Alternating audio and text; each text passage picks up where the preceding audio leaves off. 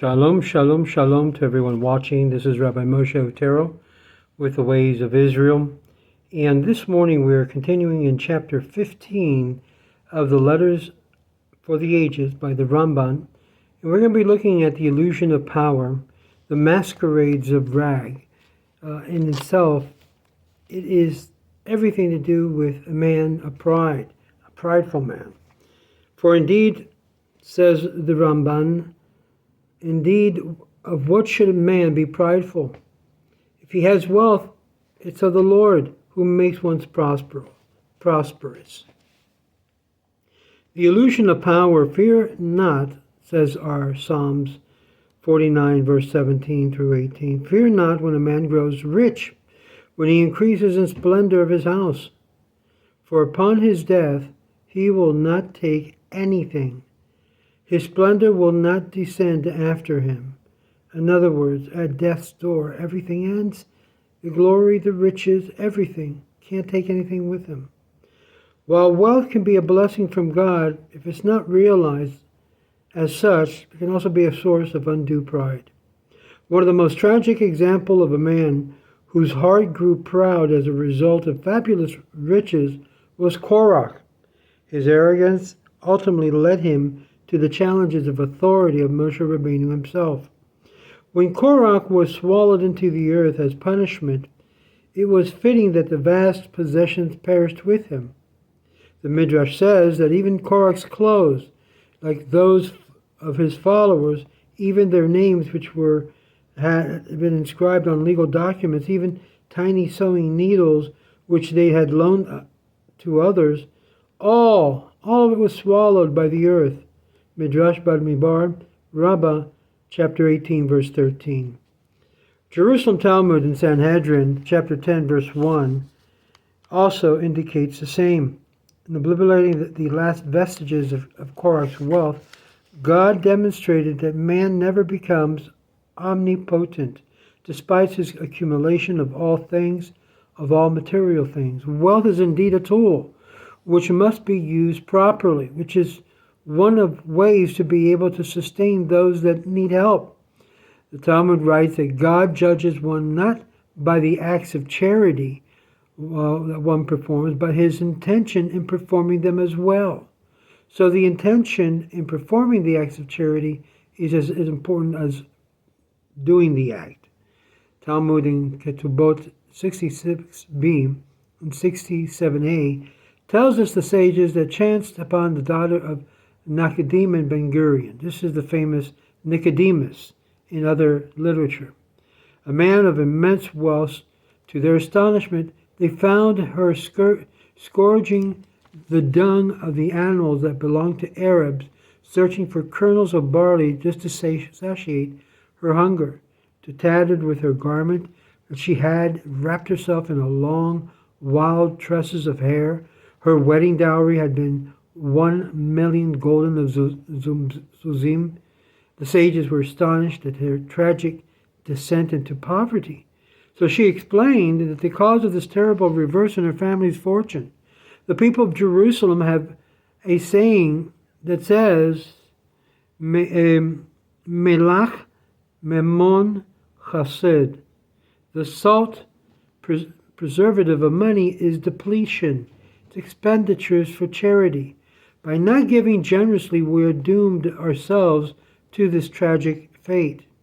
The Talmud is puzzled. What was not Nicodemus known for his act of great charity? The Talmud concludes that charity which Nicodemus performed was solely for the purpose of enhancing his own honor. In other words, giving in order to become more powerful as a big giver. Yad Yosef comments on Psalms 49, verse 17 through 18, and we could look at the Art Scroll Tehillim here, writes that the psalmist alludes to the tragic fate of Nicodemus and his likes. Fear not when a man grows rich, for when his death he will take nothing. He will not take anything. When a man issues or misuses his wealth, it will ultimately be lost. When his charity is used to increase the splendor of his house, then indeed his splendor will not descend after him. Even the acts of charity will not rescue him from ignoble fate. So the intention of charity should also be accompanied by the very act. The masquerades of rags. Elsewhere, Talmud demonstrates that wealth and status which man enjoys in this world can sometimes be illusory. It can be an illusion. The son of Rabbi Yoshua ben Levi was desperately ill. While in deep coma, he had a vision of the world to come. When he regained consciousness, his father asked him, "My son, what did you see in your vision?" The son responded, "I saw a world where everything was upside down.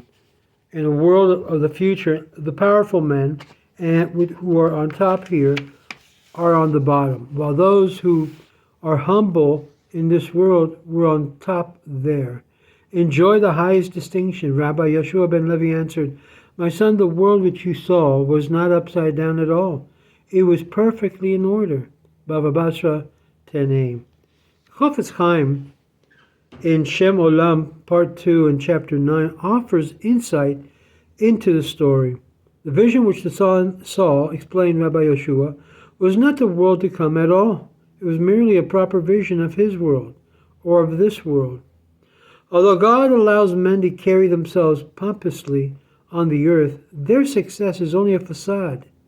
In truth, they have already sunk into bankruptcy, for the arrogant have already consumed their heavenly reward within their lifetime.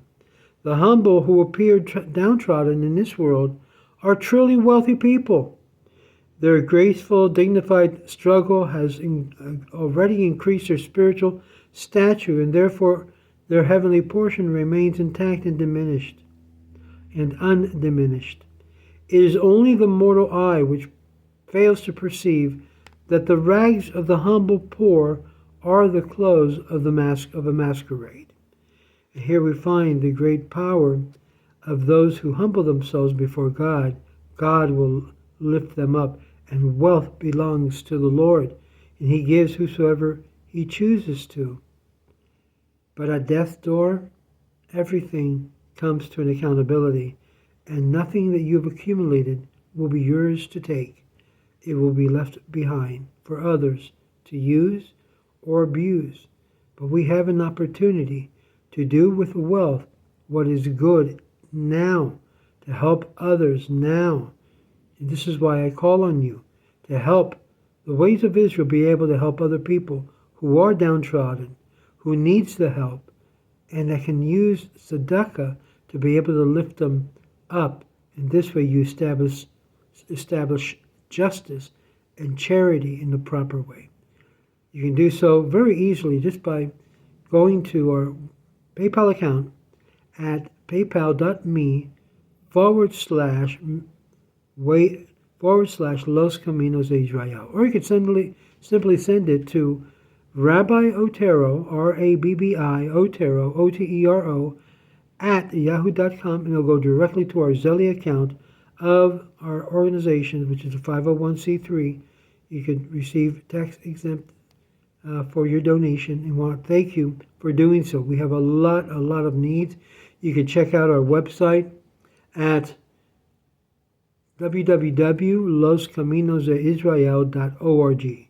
There you'll see several different projects that you can participate in and be part of our work. Or if you want to become a member, feel free to go to our Facebook group page and download the membership, and we will send you in return a photo ID of membership for whatever years you wish to subscribe. It's only $100 and helps us to be able to defray some of the cost of our work. Thank you. May God bless you. Have a wonderful week. This is Rabbi Moshe Otero.